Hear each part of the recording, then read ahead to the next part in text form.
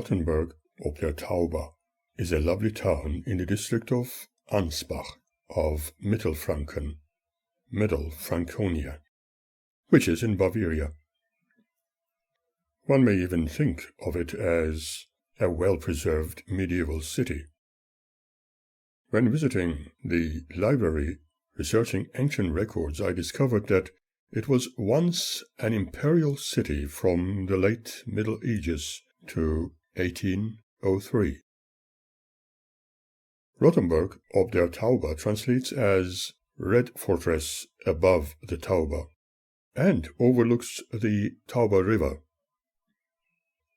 It was also an excellent opportunity to discover a little more about the German language and history. The words Rot, red, and Burg, fortified town, are said to refer to the red-colored roofs of the buildings, and some locals interpret it as being due to the practice of retting flax for linen production. Apart from what Rudd explained, reading certain records in English and listening to record keepers, one discovers that there was a weir system within the castle, which was constructed in 950. The Strohbachs were well informed about German history, but considering the belief system they adhered to, it seemed most unusual for them. The more I discovered, the more I wanted to know. Later, I borrowed more books from the library on the campus and learned that during 1070, the counts of the Comburg-Rothenburg dynasty owned the village of Gebstattel and built their castle on top of the mountain by the river. This dynasty collapsed in 1116. The last count, Heinrich, became Emperor Heinrich V and appointed his nephew Konrad von Hohenstaufen as his successor. Konrad became the self-styled king of the Romans, Konrad III, 1138 to 1152. He was said to have sold parts of the monastery known as Neumünster in Würzburg, located above the village Detwang, and built Staufer Castle, founding the city of Rothenburg in 1170. During 1241 to 1242, Staufer imperial tax statistics indicated that a vast number of Jews lived there.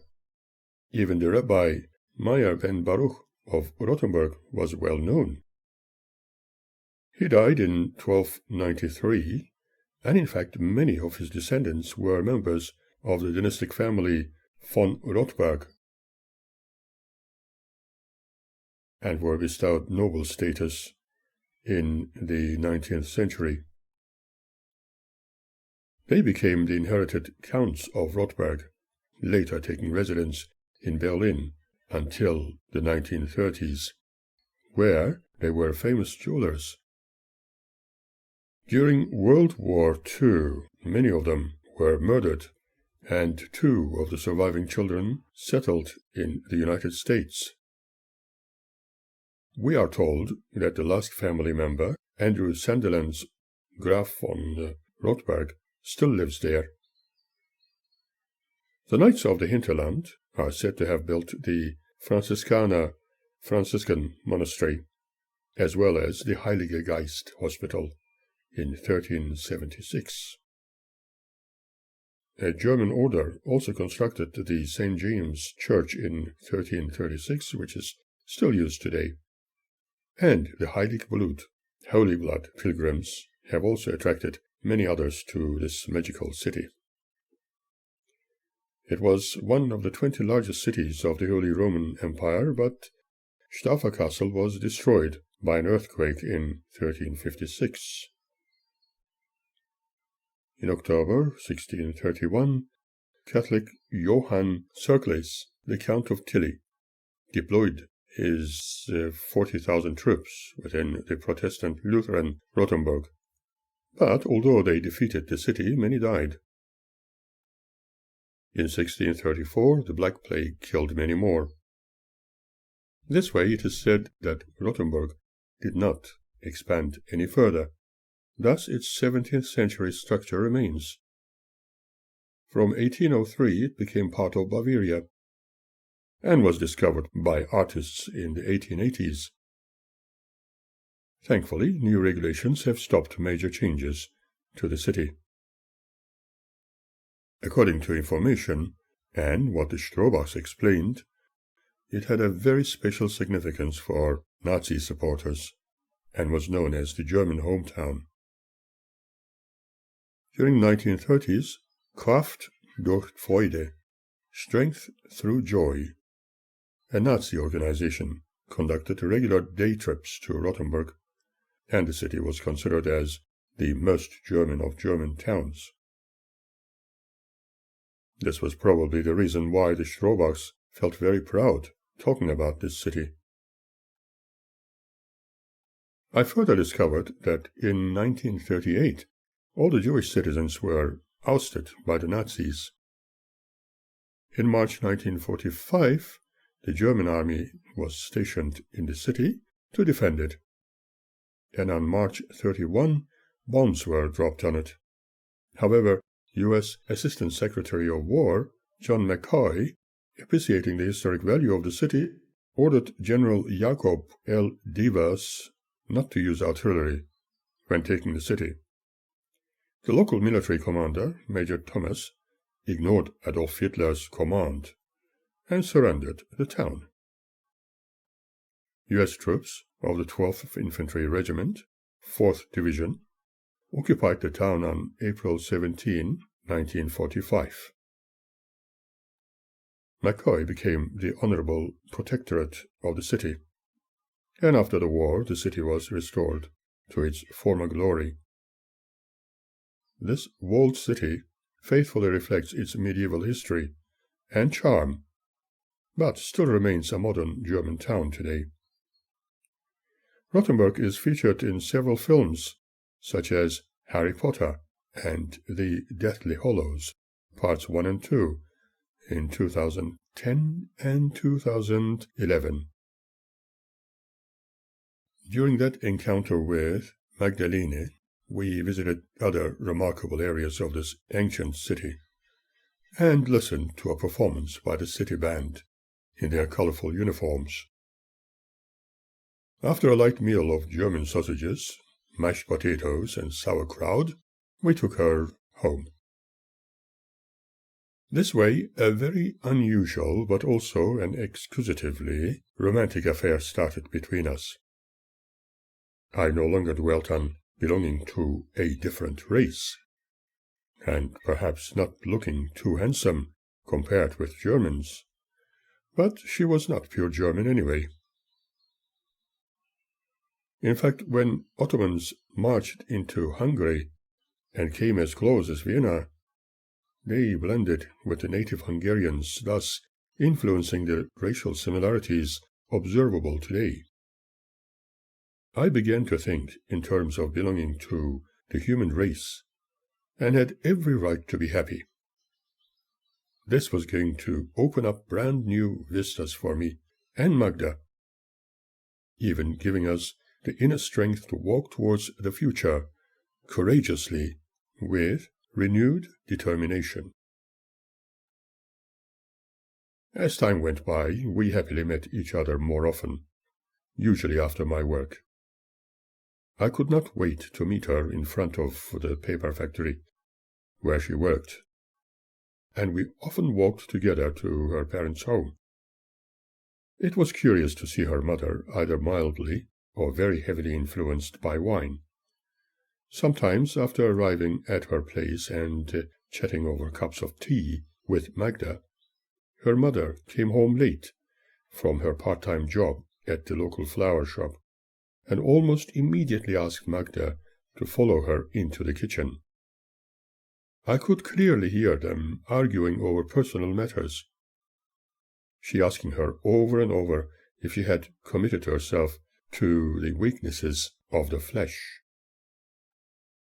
Magda would come into the room, wiping away tears, and sitting next to me, putting her head on my shoulder. She would tell me all about her allergies, when in reality she did not suffer any such ill.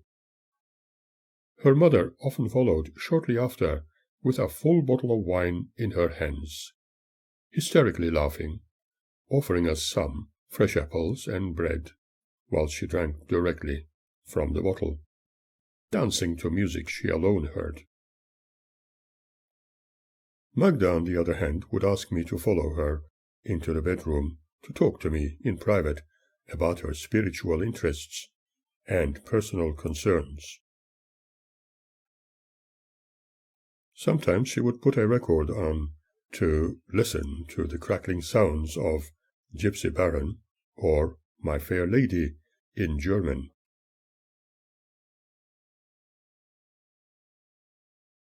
More often, however, she preferred to turn the radio on.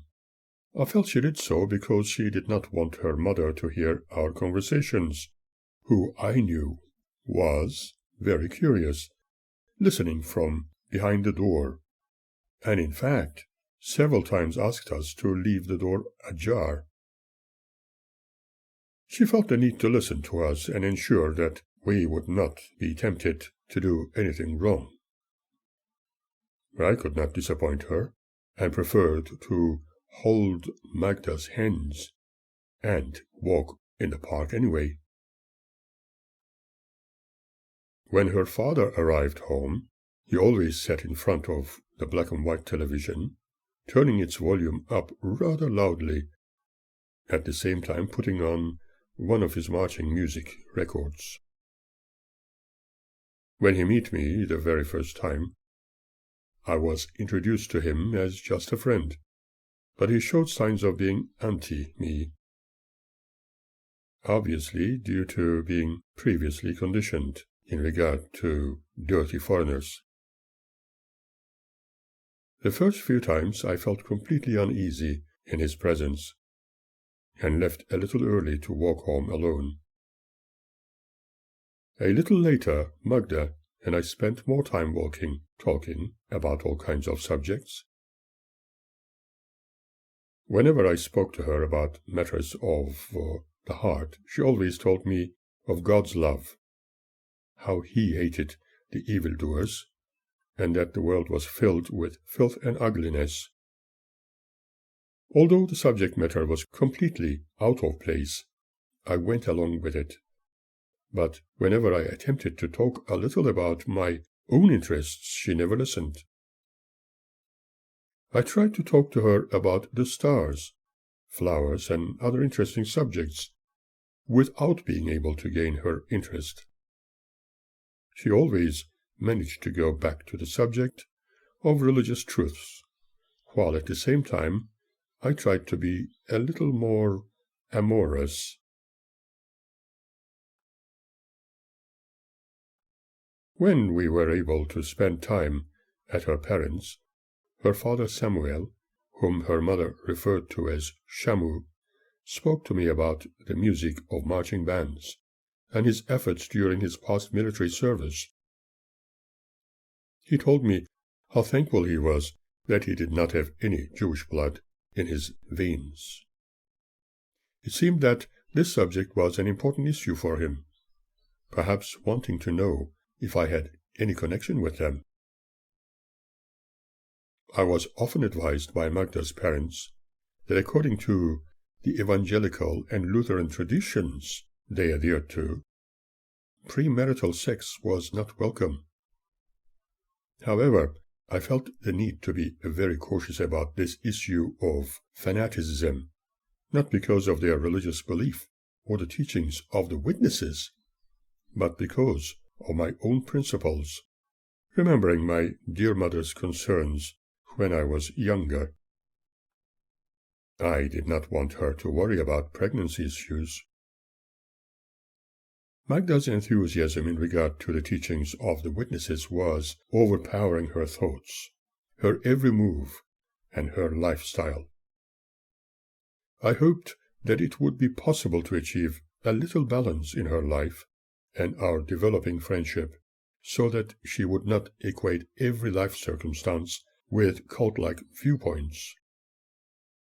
Only time would tell. Premarital sex was strictly forbidden by the witnesses, and I knew for certain that the people she was studying the Bible with were indirectly interrogating her about this delicate issue, apart from advising her against any possible temptation. What surprised me most was that the person teaching the ways of their faith as being the only truth told Magda that an outsider, like me, could be dangerous to good morals. In other words, Magda was constantly advised against any relationship she may be engaged in with me. This continued for a very long time, until she apparently told them that Suren was a true believer and member of their order, but I believe that advice continued for a long time after. At the end, she declared that she would have no relationship with someone who was not a witness and not following the truth. However, I also knew that the witnesses were not encouraged to get married before Armageddon. Alarm bells were ringing loud and clear, but for some reason I did not hear them, and just drifted along with it all.